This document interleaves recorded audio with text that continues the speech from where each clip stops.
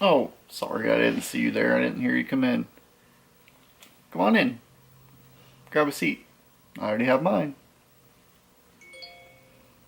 So, a few years back, like 7 or 8 now, I wanted to do a stem cell treatment to see if it would help me gain anything back.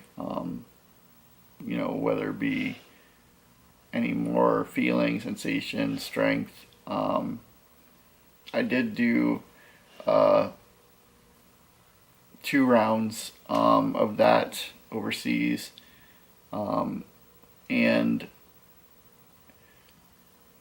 I did gain some sensation and some strength back. I didn't quite get the movement I was hoping for, um, but I want to try to do something now that they are doing it in the States.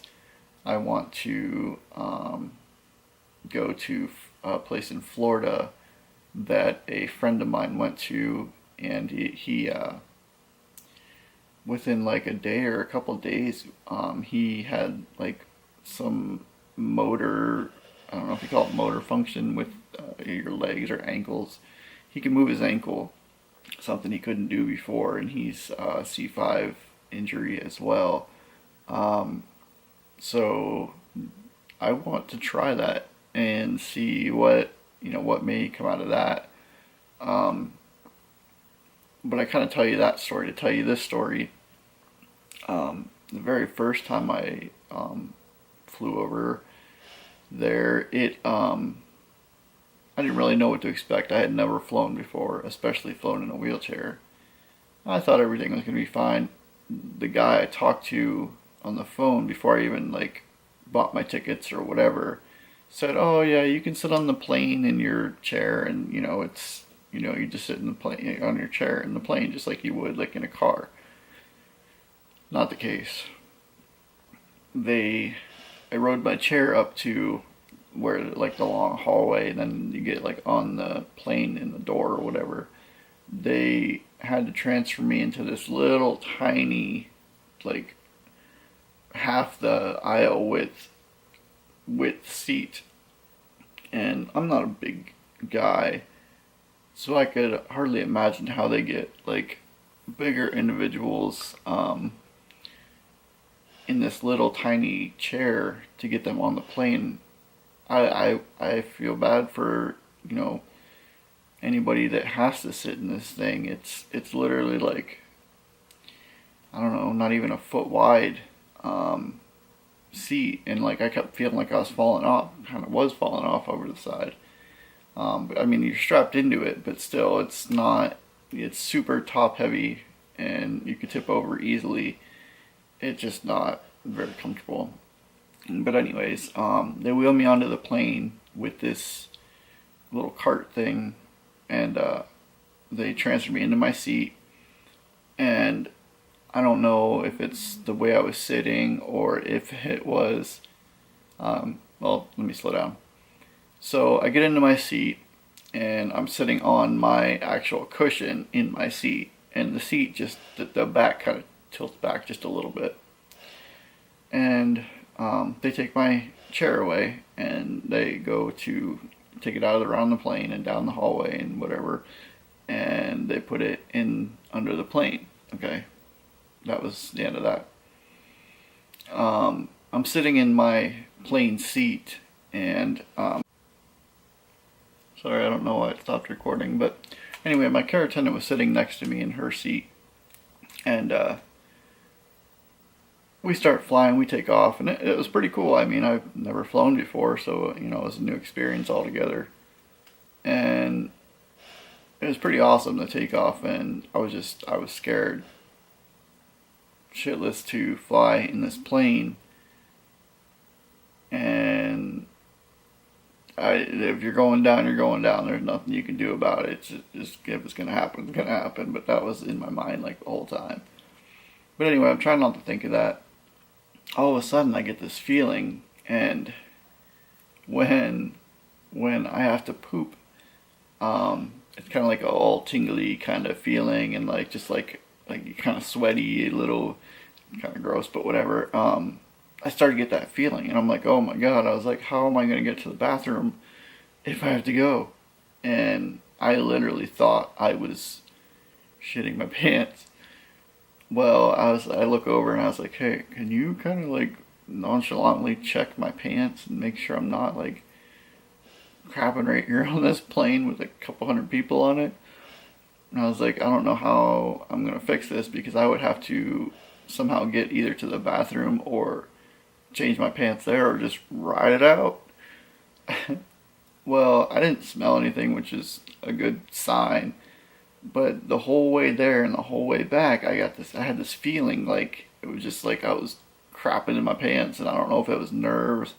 I don't know if it was the way I was positioned in the seat or just pressure points. Because sometimes, like, when I can only speak for myself, when my butt hurts really bad, it kind of feels similar to that whole gotta go feeling. And it's not, you can tell the difference, but when you're on a plane with a bunch of people and you get that feeling, you're like, oh crap, am I crapping? Oh crap, is it crap? But anyways, I was clear. I didn't go. I wrote it out. It was cool. Well, anyway, when we get there, it's kind of more of a Spanish-speaking country, and the guy comes up from the tarmac or whatever underneath the plane or whatever, gets stuff off. I'm ready to get off. The whole plane's. I let everybody go ahead of me because I didn't want to hold everybody up. They wheel the little chair back over to my seat, and they're about to get me out into the seat. They say, there's a problem with your chair. We can't get it off the plane. And I'm like, oh my god, what is going to happen? Like, I'm in a different country, for one, and now I might have no wheelchair. What am I going to do? And my chair tilts, reclines. So I can't sit up straight for a long period of time. I get really dizzy. So I couldn't really ride in like a regular chair like the whole time I'm there. It would suck, for one.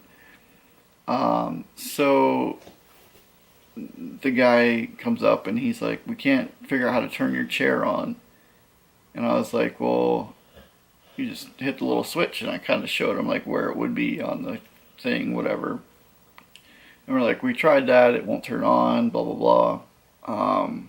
So a lot of time goes by, and the pilot's getting pissed, like real pissed. He's like, I have to get these people back on the plane and get the hell out of here.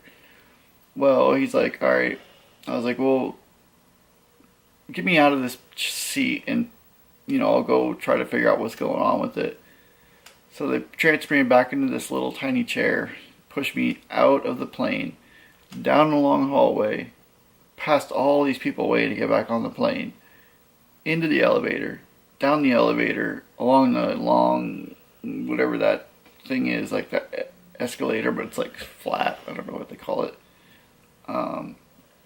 out through some glass doors, out onto the tarmac, and I'm sitting there looking at this huge ass plane. I'm sitting right beside it, and I'm trying to speak in another language that I didn't really pay attention in Spanish class, which I wish I would have, because I could have figured out what the hell they were talking about. I get out and I see my chair in like 8 or 9 different pieces, and I look at my care attendant and I'm like, what did they do? So luckily I've seen my chair being torn apart before, and I kind of knew how things went back together. So I told him like, hey, or I told my care attendant, I'm like, hey, hang on, my camera's overheating. I gotta give it a minute. I'll be right back.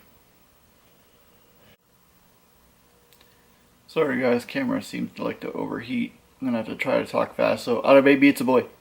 No, like that commercial where he talks really fast. But anyways, I have to tell my care attendant how to put my chair back together. So I'm like, grab the battery, and it has like 2 big car batteries, and so it's a pretty heavy chair. So they told me they couldn't figure out how to move it or turn it on to move it, which I'm pretty sure it was in push mode to get it there in the first place. They might have pushed the things down to lock it or whatever. So they just ripped my chair apart to bring it out of the plane in pieces. And anyways, so I spin my battery, or have her spin my battery around. They have to go in like a certain way because there's like prongs coming out of it. And each battery has like a certain direction it has to go in. There's a little plate that locks them in and like secures everything. Luckily nothing was unplugged for the most part. My headrest had to go back in. My foot pedals had to go back on. And my armrests were like disconnected and like set on my chair, and it was a fiasco with it. Luckily, after like 40 some minutes or whatever, I feel bad for everybody that had to like leave after me and couldn't get on the plane. And the pilot was pissed, but everybody's pretty cool. So I tell you that story again to tell you this story. If you're in a wheelchair and you have to fly on a plane, and I'm only speaking from experience, what I did the second time was I put little like I taped notes onto my chair in the language of the country I was going to. So like if you're going to Germany, you want to like look up German translations and like put them in German to like power or push, pull, do not turn this off or do not do this, or but in the language of the country you're going in. And like just that really helped me the second time I went down, because when I got there my chair was lo and behold in one piece and ready to go. So it definitely helped doing that the second time. But like I said, the procedure didn't really give me the results I hoped for. I got results from it, like internal sensations and stuff. So yes, I'm glad I did it, but I didn't really get what I wanted out of it. So I do want to try a different type of procedure where they take like my belly fat out of my stomach, and they take the stem cells from your fat and they separate everything and re-inject them near the area that was injured. I was in talks with the doctor about that, so I just need to get everything in line for that. I'd like to do it this year if everything works out alright. I don't really want to fly. If I have to, I have to, whatever. But I have another exciting story thing to tell you guys, so stay tuned for that. We'll do a video about that here shortly. Alright, thanks guys, thanks for watching. We'll talk to you later.